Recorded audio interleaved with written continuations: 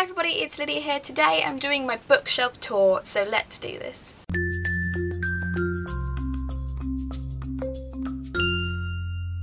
Okay, so let's start off at the top. This is my sort of feminist awesome women shelf. That's all I can describe it as.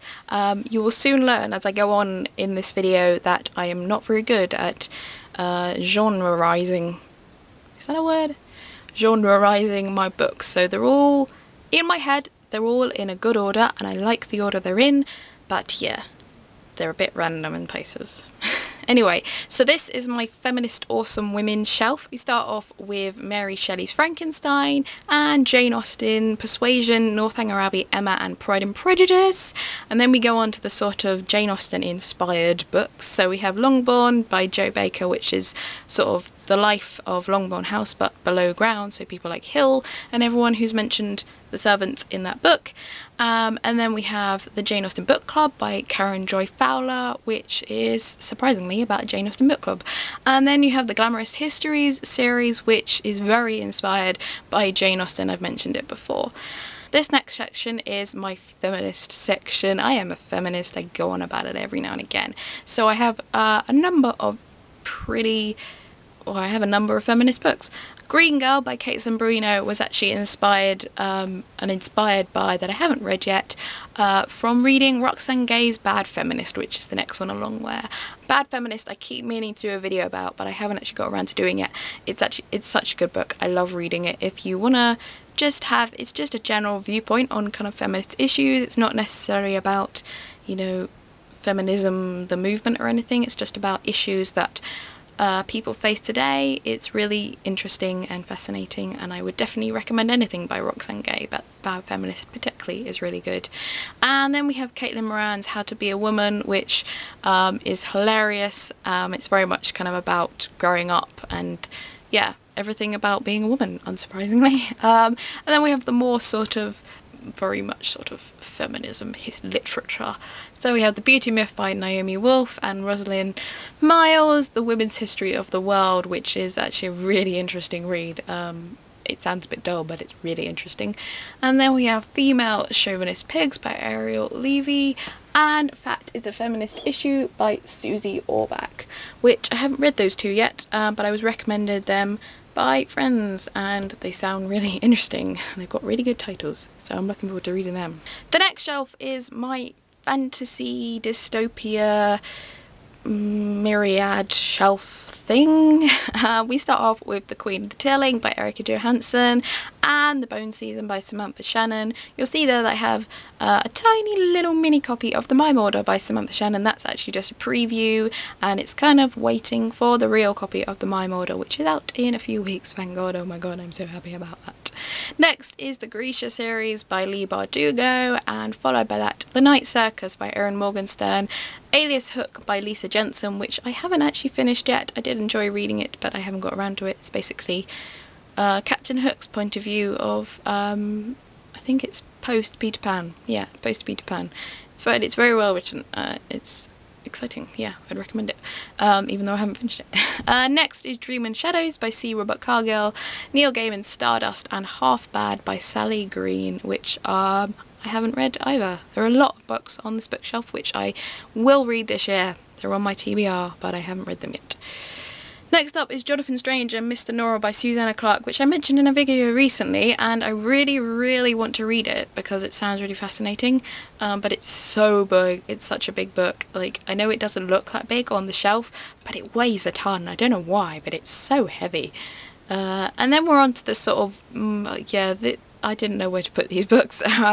We have The Maze Runner by James Dashner, Ready Player One by Ernest Cline, and Throne of Glass by Sarah J Maas. You'll notice that I've only got one of those books from that series. That's because I started reading Throne of Glass and realised that I didn't really think I liked it.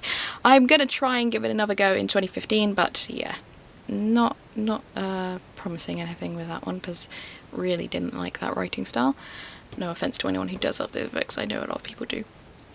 Next up is Sabriel by Garth Nix. Again, that's only the first one in that series. I got that donkeys years ago. I was given it as a book when I was, you know, like in my early teens, a long time ago. And I really want to read it because I just do really want to read it, which is why it's one of the few books that I have from my childhood that I haven't got rid of yet. Next up is Angelful by Coleman Luck, and then S by J.J. Abrams and Doug Dorst, which honestly I just didn't have a clue where to put that book because it just doesn't fit in anywhere. Well, there we go. And then we have the Harry Potter series and the 2 Harry Potter companion novels. I haven't got Tales of Beedle the Bard or whatever you call it because I didn't really love Quidditch Through the Ages and Fantastic Beasts, and I have no real desire to read Beedle the Bard or whatever you call it. So yeah, I haven't read that yet, but you know, maybe I will someday. But yeah, look how awesome those Harry Potter covers look. But I just have to say that because I hate the new covers. I don't like the new covers. I like the original British covers. They're beautiful.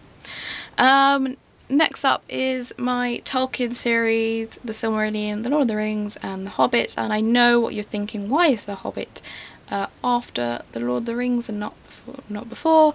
The reason is because, I mean, look at it. I don't have a copy of that copy of The Hobbit and it makes me cry, and if I put The Hobbit before The Lord of the Rings it sticks in the middle and it's all ugly and I hate it so much. I really want a copy of that book in that cover but I can't find one.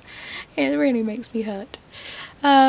Then we have more epic fantasy. This is the epic fantasy shelf, by the way, I didn't say that. We have Ursula Le Guin's The Earthsea Quartet and The Other Wind. And then we have The Forging of the Sword by Mark Robson, which probably not many people have heard of.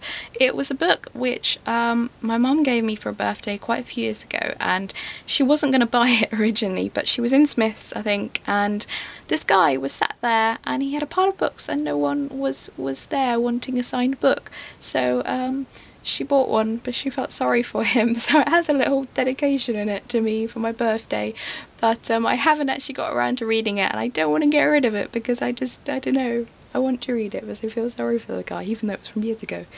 But yeah, eventually I'll get around to reading that. Again, that's another really heavy book. I don't know what it is about certain books. This next shelf is kind of contemporary with a little bit of middle grade and just a couple of books I didn't have a clue where to put.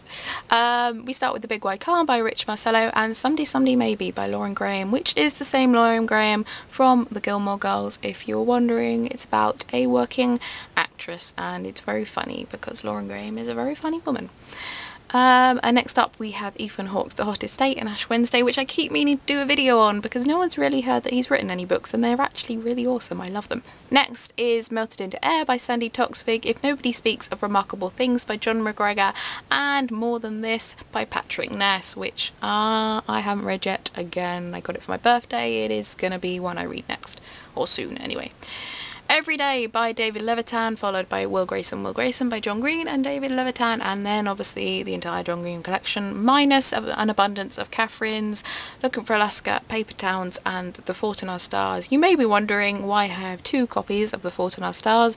The reasoning behind that is simply because I went to 2 book signings a couple of years ago when he and Hank toured to the UK, and I went to 2 of them, and you got a free book for every book signing you went to. So I have 2 signed copies of The Fault in Our Stars and I can't bear to get rid of them because they're both signed by both John and Hank. So yeah, they will sit on my bookshelf forever probably. There we go. Then we have Before I Die by Jenny Downham, which is, I put it next to The Fault in Our Stars because it reminds me a lot of The Fault in Our Stars, or The Fault in Our Stars reminds me a lot of it. It's a much more serious book and it's very emotional, but it is about a girl who makes a bucket list and she has cancer and she makes, I think it's a 10 item bucket list, and it's about her trying to achieve it basically. And then we have 13 Reasons Why by Jay Asher and We Were Liars by E. Lockhart. Not gonna lie, I don't really like either of those books. I'm really tempted to get rid of them both, but they haven't gone yet. I'm sure probably in my next book on a haul they will be on their way. There we go. I know a lot of people like those books, I'm sorry. What can you do?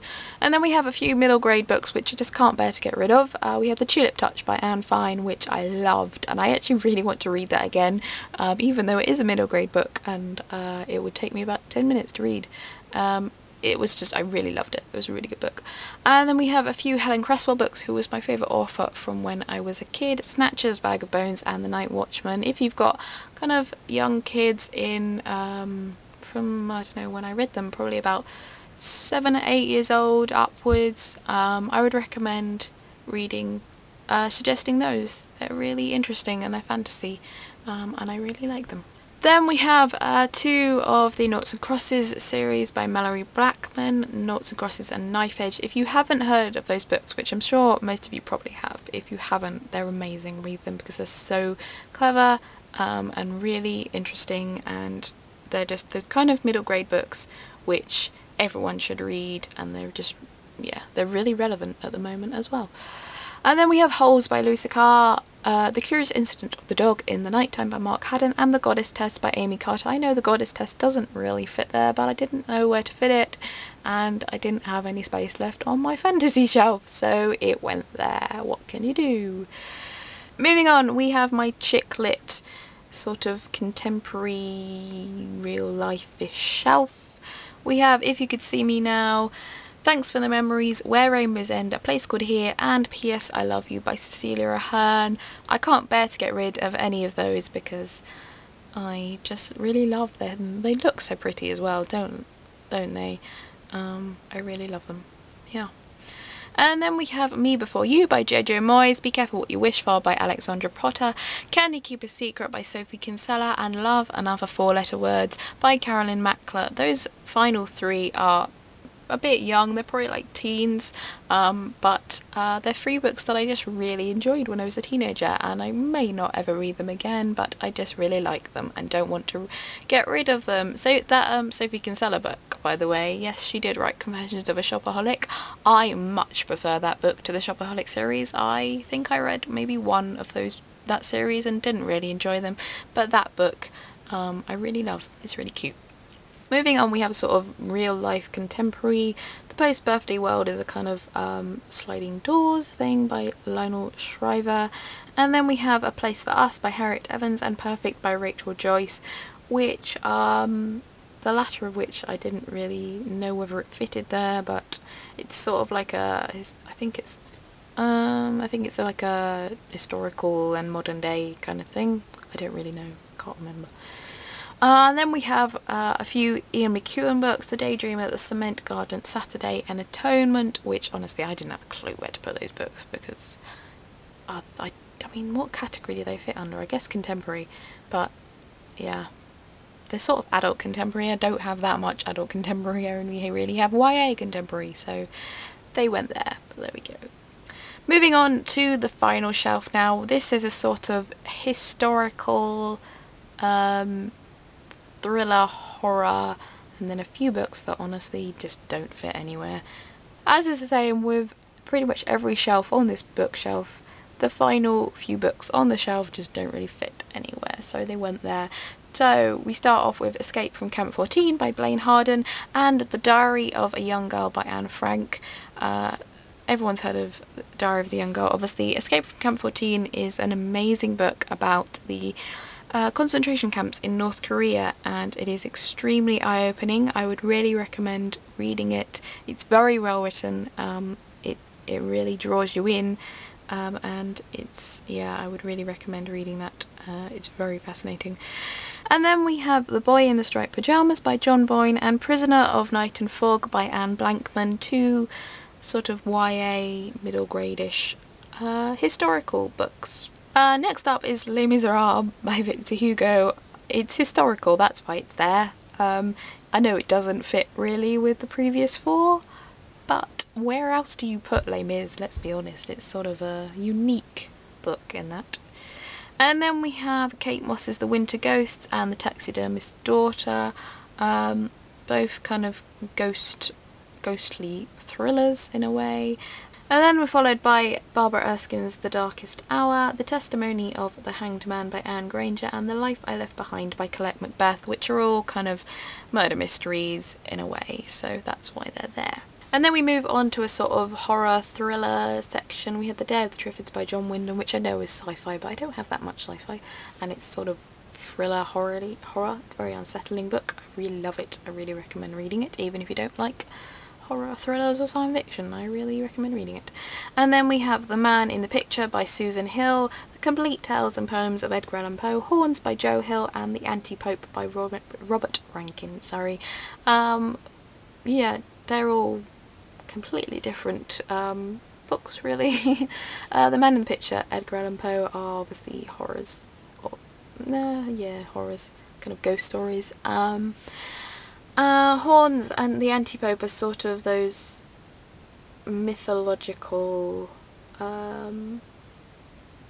comic books. They're like Good Omens by Neil Gaiman and Terry Pratchett in a way, especially the Anti-Pope. That's why I bought that, because Goodreads recommended it to me. And then we have a few random books which, honestly, yeah, they don't go anywhere. Blindness by Josie Saramago, which is a brilliant book, and it's kind of it's a thriller, which is why it's next to the thrillers, horror thrillers that aren't really horror thrillers, but there we go. And then Everything is Illuminated by Jonathan Safran Foer and Cloud Atlas by David Mitchell. I put those two together because they're both very unique in the kind of style that they're written, and they remind me in a way a lot of each other. I don't know why, they just do. And then finally we have Toni Morrison's Beloved and A Mercy, which just don't fit anywhere. Where do you put those books? I don't have a clue. I thought about putting them in historical, and then they didn't really seem to fit there, so they went there. But there we go. That is my bookshelf tour. I hope you enjoyed it. I'm not very good at putting books into genres, as you can probably tell. I just don't know. Yeah, how do you... Some books just don't fit sensibly into one genre, and I'm not good at clarifying genres. So there we go. I hope you enjoyed that video. I will see you again on Monday with another video where you will actually be able to see me and not just listen to my celestial voice. Ooh. Until then, I hope you have a good weekend, and bye!